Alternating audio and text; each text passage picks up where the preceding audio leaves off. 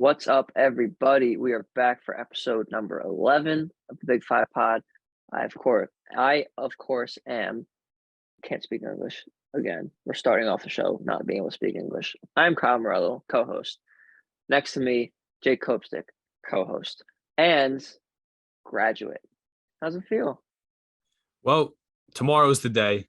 Well, at the time of this recording, you haven't walked across the stage by yet. the time that this comes out on Friday. Yeah, I will be a graduate. I have my Temple little quarter zip on here. It feels weird. It hasn't hit me yet. It probably won't hit me until after it actually happens tomorrow. But yeah, it's gonna feel weird. College was great. It was awesome. But it's over, and it's time for me to get a full-time job and start having some fun now. You know, getting in the working world, being an adult. So it hasn't hit me quite yet, but yeah, it's crazy. I'm the first person in my immediate family to graduate college, so that's pretty cool. But yeah, I'm at the time this is being recorded, I am not one yet, but by the time this comes out, I will be. As long as it's after like noon tomorrow, I will have already crossed the stage and turned my tassel, and I will be a graduate of Temple University. So it's kind of sad that it's over, but it's very exciting. Can't wait to see what's next and what the future holds. Hey, don't cry because it's over. Smile because it happened. Exactly. Couldn't have said it better myself. That's the mentality you got to do, not just with graduating, but with most things in life. So that's a word of advice for everybody. But yeah, obviously, congratulations, as I said in the last episode too. But yeah, I guess next time we come on here after you get your you all cross stage and everything, you'll have to do the tassel turn. We'll figure something out. Throw my hat. I'll just make sure my fan isn't on, so it like goes flying around my room somewhere. But yeah, I'll turn the tassel and throw my hat on the next episode. Then I can definitely arrange for that to happen. There we go. All right. People who have not yet turned their tassel over, as a lot of people on these themes that we cover here in the Big Five. Actually, I would say the vast majority. I don't know if there's any grad transfers. I don't think so. However, we have some games to preview for this weekend. We don't have any games to go over. There was no games during the week this week, as we stated on episode number 10. But we got some good ones this weekend. Penn, I will mention first, is off, like we said last time, until the 28th. So 2 weeks from the time of this recording, they will be playing, but not until then. So we're not going to be talking about Penn too much the next few episodes, but we will get back to the Quakers soon. Don't you worry. A lot to talk about with them. But first, we have arguably, well, not even arguably, it's the last real Big Five game left that isn't insured conference game, because obviously in the A10, LaSalle and St. Joe's will play each other a couple times. But the last conference play Big Five game this Saturday at Hagan Arena, St. Joe's taking on Nova. Two teams who are in very different spots right now. Nova on the climb up. They've won a few straight. Cam Whitmore's back. He's playing well. Mark Armstrong starting to get acclimated to the college basketball life, and he's starting to come on too. Obviously, you have Caleb Daniels there, Eric Dixon, all those guys. And on the flip side, St. Joe's is coming off a win against St. Peter's, which, never mad at a win. But before that, not doing so well. They lost to a Fairleigh Dickinson team that put up 97 points against them, which is brutal. They did win against Penn, and before that, they lost against South Florida, who was winless going into that. So they haven't had a great time so far. So, Copestick, I think I have a prediction of how this game's going to play out. I want to hear your thoughts first, though. What do you think about this game at Hagan Arena? So, first of all, before we get into that, this is the Holy War, probably the most notorious rivalry of the Big Five, with Villanova and St. Joe's. This is game number 79 between the two.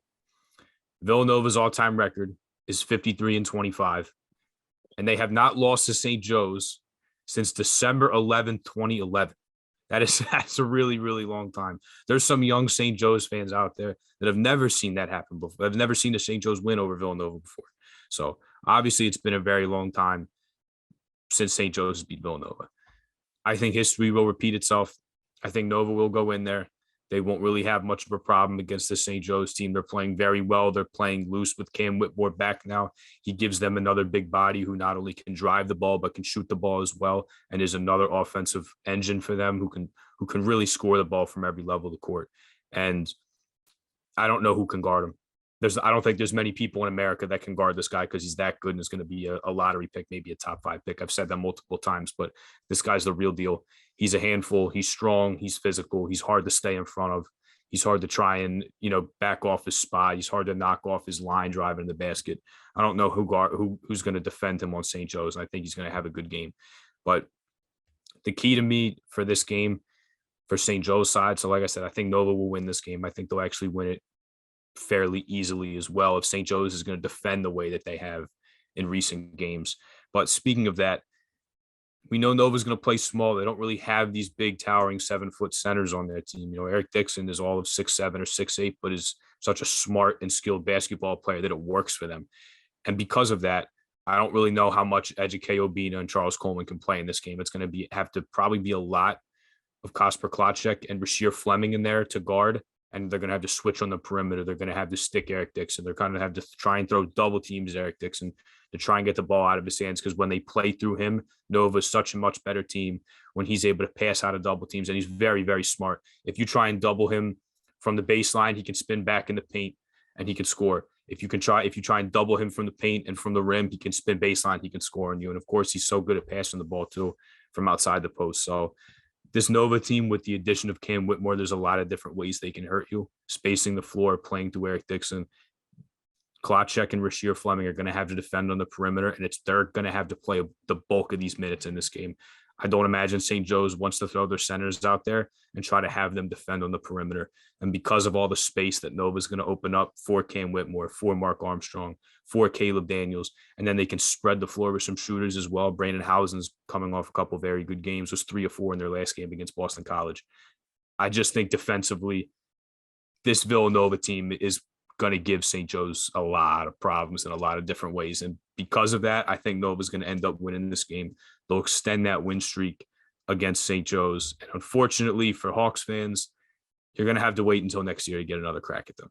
Even though it's a Hagan Arena, I'm sure it's going to be buzzing. I'm sure for a lot of Big 5 games, that's the way it is. There's always a packed house, but I think Nova's going to win this game. I think they're actually going to win it pretty easily. This team is playing so well right now. And Cam Whitmore, like I've said, he gives this team a whole nother dimension on offense, gives him another guy who can reliably space the floor as a shooter, but can get his own and get to the rim as well. And is very hard to defend that way.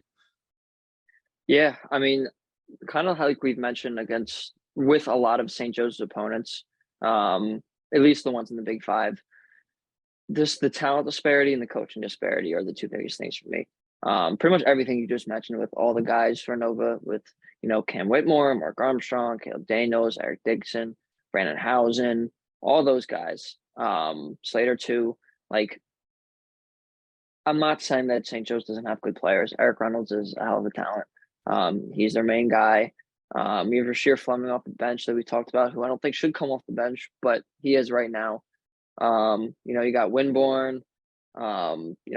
Kasper Klacek's had some good games too. So they have guys, but it's just not on the same level as Villanova. And on top of that, I know it's Kyle Neptune's first year at Nova, but I think he's a better coach than Billy Lang. I'm not, the highest of Billy Lang supporters here. I'm going to be honest with you. I think St. Joe's could do better. And I think at some point they will. But for now, we've talked about him too. Like, he's their guy. He's bringing a good recruiting class, and that's great. Hopefully they can figure some things out. But for right now, on this game that's being played on December 17th, 2022, it's just not going to happen. I'm saying at least a 12-point victory for Villanova. I think being at home will be good for St. Joe's. It definitely gives them a little bit of an advantage there. But at the same time, Nova doesn't have to go far for the game. So I don't see it happening for St. Joe's. If this result does hold, it will mean that Nova and Temple will split a share of the Big 5 title, which is pretty cool. Both those teams, especially they had the battle against each other. It'll be a good game. Or I don't think it'll be a good game for St. Joe's, but it'll be an exciting game for people to attend and for people to watch. It'll be a good Big 5 game. So I'm looking forward to that one on Saturday. Going to try to get into the arena for that one. I think we both are. So we'll keep you guys all updated on that. And now we will move on. Now, both of these next two teams are on the road. First, Temple the aforementioned Temple taking on Ole Miss, also on Saturday. This game is pretty interesting one. Ole Miss definitely the better team right now. The 57th ranked team according to Ken Palm. Just gonna preface the rest of the show by saying that we are both big Ken Palm fans. A lot of these stats we're gonna reference are from Ken Palm, so bear with us, but also don't bear with us because these are really interesting stuff. This game I think will be a little bit on the slower side. Uh, Ole Miss is 261st in adjusted tempo, whereas Temple is 270th. So I'm kind of expecting a lower scoring game, a slower game with these two teams. Now let's go over some of the Ole Miss players. Matthew Morrell leads the team with 14.3 points per game. And this is a little bit of a crazy number, but he leads the team in assists with 2.8 assists per game, which is kind of, saying something a little bit there that they don't really pass the ball a ton, but also neither does Temple really. They're more of an isolation game. And also they have Amari Abraham, 10.7 points per game is their second leading scorer. So they don't have like an insane offensive output, but they're definitely a good team. They're also 65th in adjusted turnovers on effective turnover percentage on defense. And Temple's 274th in that category. They're also in the 250s. Temple is on that side of the ball on turnovers on offense. So as we know, we talked about their turnover struggles, and Ole Miss is good at turning over the ball. And this is the big kicker, I think. Ole Miss is sixth in effective rebound percentage, which is kind of insane. And Temple doesn't. They have Jamil Reynolds, who's pretty good on boards, but they don't have much outside of that, I think. Or Nick Jourdain too. I know that was a mouthful, but from all that and all of your intel on this game, where do you see this game going? So the thing is, this game is very hard to predict because we don't know which Temple team is going to show up. And I think that's going to be a constant theme that not only we've seen, but is going to continue throughout the season until we see them be consistent and win 4 to 5 games in a row. Like, I don't really know what team is going to show up here, because the last time we saw them play against Penn, they got dominated on the glass on the offensive end. You talk about Ole Miss, they're sixth in offensive rebound percentage. So they're going to crash the glass. Maybe they don't shoot the best, but that's fine. Houston has made a living off that the last couple of years, not being able to shoot the ball well. But if you give yourself 2 and 3 tries at it, you're going to make more than you miss simply because you're going to put up more attempts. So that's something that I look at. You talk about how Ole Miss likes to turn people over. How about them 337th in defensive possession length? You talked about their tempo being very slow. This is year 5 for Kermit Davis. You remember him. He was the architect behind those Middle Tennessee State Blue Raider teams that 2 straight seasons in the NCAA tournament, they upset Tom Izzo's Michigan State team that had Denzel Valentine on it. And then the year after, they upset Minnesota as a 12-5 matchup. But don't quote me on this. I think that's the only time that I've at least seen that the 12 seed was favored over the 5. Minnesota got bounced early from their conference tournament, and they had a starter get hurt and missed that game. So it was like that was a very good Middle Tennessee State team with Reggie Upshaw and Giddy Potts. So but that's what Kermit Davis wants to do. He wants to play slow, play defense, crash the glass on offense. So you talk about how they have a very slow rate in defensive possession length. They're gonna run a 1-3-1 zone at one point, try and slow you up, make Temple think, make them hesitate, not play very fast. And then another thing that Temple's going to have to do here, you talk about their turnover issues. Ole Miss is going to trap a lot of ball screens. They're going to trap a lot of high ball screens, especially that are by half court, try and use the out of bounds line and the half court line as extra defenders to pin Temple deep. But they're going to trap here. They want to force into turnovers. They want to create a lot of havoc. How Temple can beat that, if you want to put athletes like Nick Jourdain and Jaleel White kind of in the dunker spot on the baseline, if you're able to spread this team out, get the ball in the middle, and then potentially look for a lob or a dump down to those guys to finish, that's something that you could do. I watched a little bit of their game against Memphis, and Memphis was able to execute that a couple times, finding a high flyer in the dunker spot. You're able to move the ball from, very high on the offensive end to the middle and then dump it down the dunker spot. So there's ways around this, but this team wants to play slow. They want you to take bad shots late in the clock. They want you to take bad shots, of course, in general, but they want you to grind the clock down, take the air out of it, have you take the air out of the ball, not get good shots, limit you to one chance on that end. But they want to create turnovers and create havoc. So Temple's going to see a lot of looks here. Ole Miss will go to a press if they have to, but defensively, in addition to the man-to-man defense that they play, making this thing a grind, they're going to throw a 1-3-1 zone at them, and they're going to force them to make threes, or they're going to stay in that and continue to dominate them on that end. So defensively, that's what I'm looking at in this game from Ole Miss. But offensively, you talked about their two guards. They're actually just getting their second leading scorer back from last year in Deshaun Ruffin. He had a knee injury and has only played in 2 games this year. He's playing in his third tonight. Currently, they're playing against UCF, and it was a rock fight. I turned it on with like 10 minutes left, and the game was still in the 40s, and both teams had a ton of turnovers. So that just kind of speaks to how Ole Miss likes to play. But he's definitely a wild card in this because, like I said, Deshaun Ruffin, 12 points as a freshman, the second leading scorer last year. He just hasn't played at all this year due to a knee injury. He's playing his third game tonight, but he's a small guy, only 5'9", 160, but he's very quick and athletic and can get to the basket and get downhill. So he's kind of a wild card here because for a team in Ole Miss that's struggling a little bit offensively, turning the ball over, you insert another ball handler who can score like him, and that can definitely trend upwards for you. So defensively, what you want to watch out for is traps in the 1-3-1 zone, and see how Temple, are they going to turn the ball over? Will they take care of it and be able to get some easy baskets and move the ball? And then offensively for Ole Miss, getting Deshaun Ruffin back. He said he should be about 100% after the second game that he had played in. Obviously, like I said, he's playing his third one tonight. Give this team another offensive weapon to score the ball for them. So he'll be coming back, and we can see how he plays if he's 100% like he says he is, because that's going to give Ole Miss another score here. But those defensive schemes that they're going to run, in addition to getting one of their best scoring guards back, that's what I'm looking out for Temple and how they got to game plan this. Yeah, I mean, definitely. It's going to be a grind. I feel like Temple's been in games like this though, where like, yeah, they can play at a high scoring pace because they have shooters like Damian Dunn and they have Battle. I don't know why I just blanked on his first name, Caleb Battle. We're gonna move on. Anyway, they I feel like they've also kind of been in those rock fights too. But I think that the havoc that Ole Miss is going to cause them is going to be too much for them ultimately, and I'm going to take Ole Miss in this one. I just have a sour taste in my mouth from that Penn game. Like I don't have confidence that, like you said, that they can consistently be the better team every time they play. Like they have the talent to do it. Like you mentioned last episode, they have the talent to win the AAC. They have the talent, or they have the the variance where they could also be in the bottom of the AAC. Like this team is just all over the place, and they were starting to play better, but now I don't know. They came out flat in one of the biggest games of the year so far for them. So I am going to take Ole Miss in this one. I also just think Ole Miss is the better team here. Even if they don't have the scoring prowess that some of Temple's guys have, they have everything else. So I'm going to take Ole Miss here. I think it'll be close, but we're going to side with the Rebels here in that one. But it should be a good game, like I said.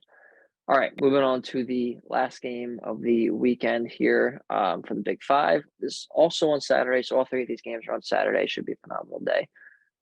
We got LaSalle taking on Cincinnati, and we're going to see the Cincinnati team because they are in the American along with Temple, so we're definitely going to be talking about them. Cincy 54th in offensive efficiency, 97th in defensive efficiency via Ken Palm, of course. David Julius, 16.7 points per game. For the Bearcats, they also have Victor Lakin. I've been trying to pronounce that name all night. I think I got it though. Sorry, Victor, if I mispronounce it though. 11.9 points per game, 7.8 rebounds per game, and 1.2 blocks per game for the Bearcats. So he's a very important player for them. And also Landers Noli, 14.7. Landers Noli the second, rather, 14.7 points per game. So he's their second leading scorer there. So that's their big trio for Cincinnati. They're also 48th in effective turnover percentage on offense. However, 292nd in the same category on defense, whereas LaSalle is 54th on offense and 170th on defense in effective turnover percentage. Obviously, we have talked about LaSalle's turnovers a little bit. They've been better than some of the other Big Five teams, specifically Temple and St. Joe's, and actually Penn too. It's really just been Nova and LaSalle that haven't been too bad in that category. I'm expecting a Cincy win in this game, though I do think LaSalle can keep it close for a while. what do you think in this game? I also the one thing I will say before you go is I think Victor Locken will kind of give them some size issues. Um, we've talked about Rokas Josias. He's been playing a lot better. He's a big body. I definitely think he'll provide on the offensive end. Defensively going against him though, you know, Victor Locken's 12 points per game is almost 8 rebounds per game. He's a big body. And also he's averaging over a blocking game too. So I think that could also give him a little bit of trouble offensively, though I am confident in Rokas's abilities that we've seen so far, and he's only continuing to get better and continuing to build his confidence up. So what do you think? So yeah, in this game, obviously he's Victor Locken's going to be big. You did get his name right. I'll give you credit for that. You did pronounce his name right, so give yourself a pat on the back for that.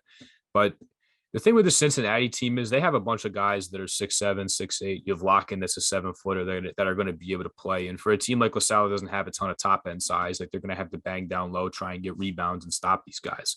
The one thing I will say, I watched the Crosstown shootout against Xavier, and a guy who they can go after defensively is Jeremiah Davenport for Cincinnati. He's probably going to play power forward for them, and he can stretch the floor a little bit offensively, but defensively, I mean, Zach Freemantle gave him all types of problems, taking him off the dribble a couple of times, grabbing offensive rebounds and just going over him in the post and catching lob-in passes for easy buckets. So, I'm looking for guys like the Drames, like, hey, if you can take him off the dribble and you can shot fake, you can get him in the air and drive by him. Like, you have to try and do that. But for a guy like Jeremiah Davenport who's struggling on the defensive end this year, I think that's definitely a matchup that they can target with some of the stretch bigs that they have.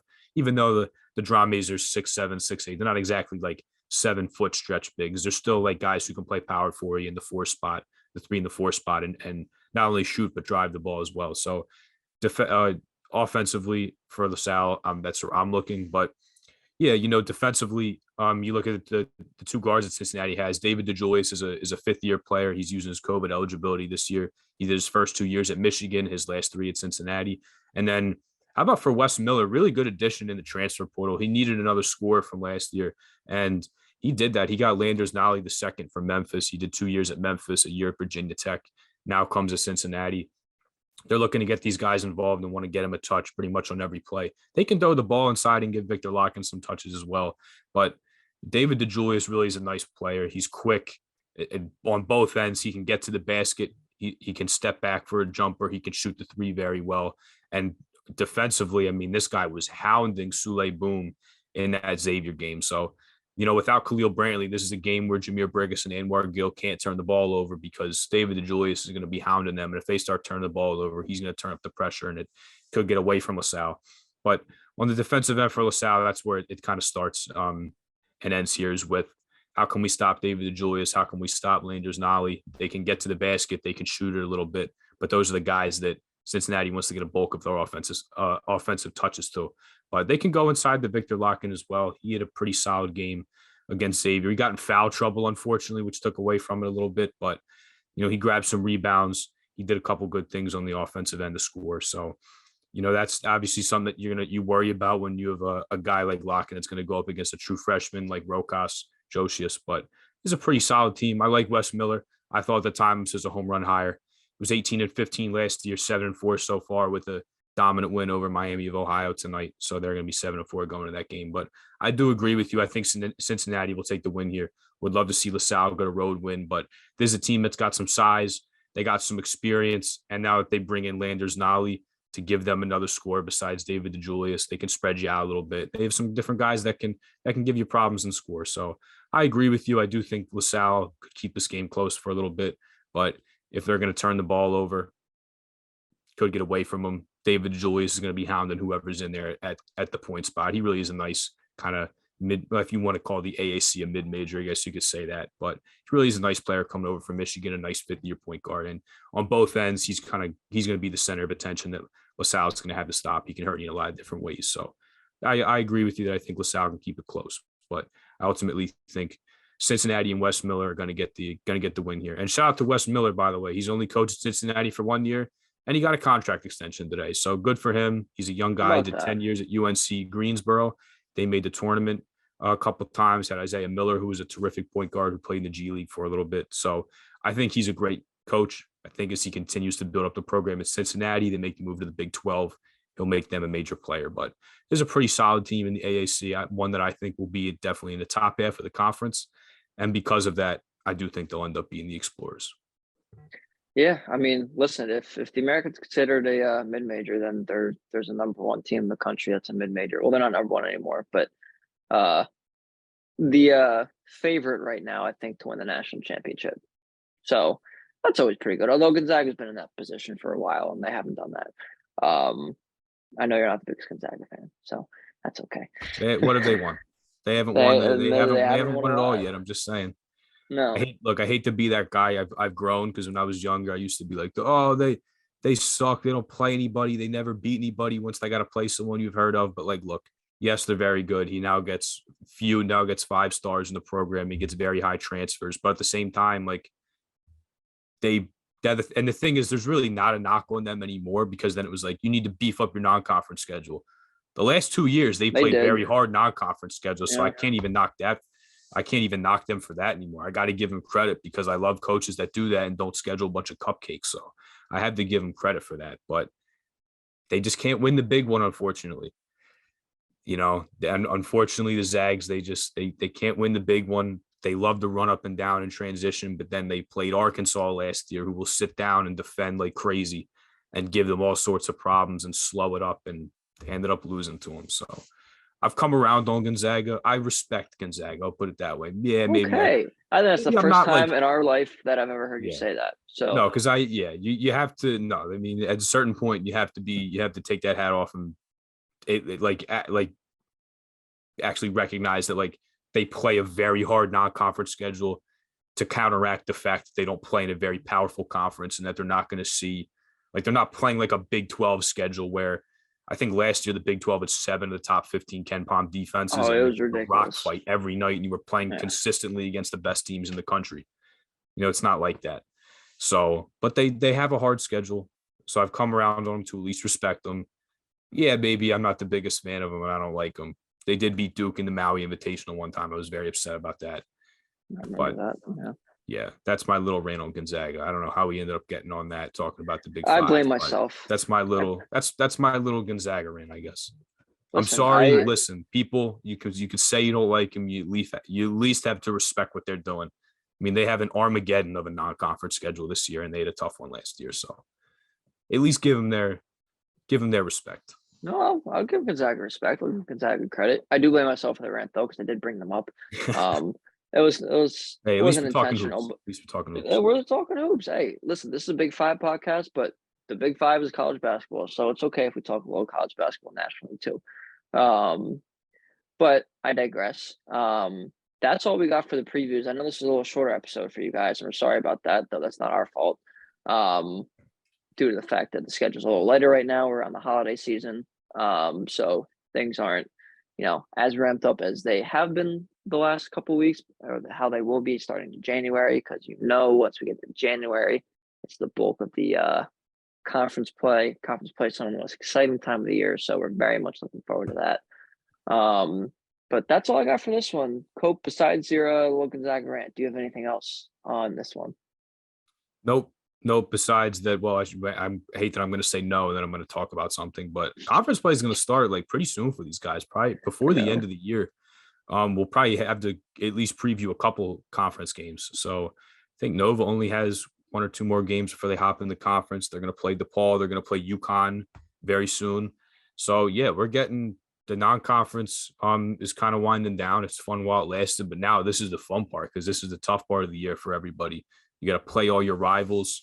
You got to go through the grind of a conference slate, and then we're going to get into conference tournaments. I mean, once the calendar hits January pretty soon here, I mean, we're kind of going to be staring March right down the barrel here. So it feels like it just started, and like we still have a long way to go. But at the same time, like it's really not all that far until we're going to start getting the best part of the year. You're getting me excited right now. Oh, I can't wait for March, Cope. I mean, I want to experience and enjoy the rest of the college basketball season up until that point. But March is the best time of year, and we both know that, and we all know that. I think everyone who's a fan of this podcast would probably be in agreement with that too. So yeah, very much looking forward to conference play, and very much looking forward to bringing you guys all the content that comes with conference play and beyond. So thank you guys, obviously, so much for tuning in as always. Very much appreciate the support. And yeah, make sure to, excuse me, water. Make sure to follow us on Instagram and Twitter at Big Five Pod. Make sure to like and subscribe on YouTube. Also, make sure to listen to us on Spotify and Apple Podcasts as always. And that's all I got too. So I almost did it. I almost said without further ado again. No, that's not it. That's not the one. I'm gonna come up with something else at some point. I don't know what it's gonna be right now. I'm just gonna simply sign off by saying thank you all, and we will see you next time.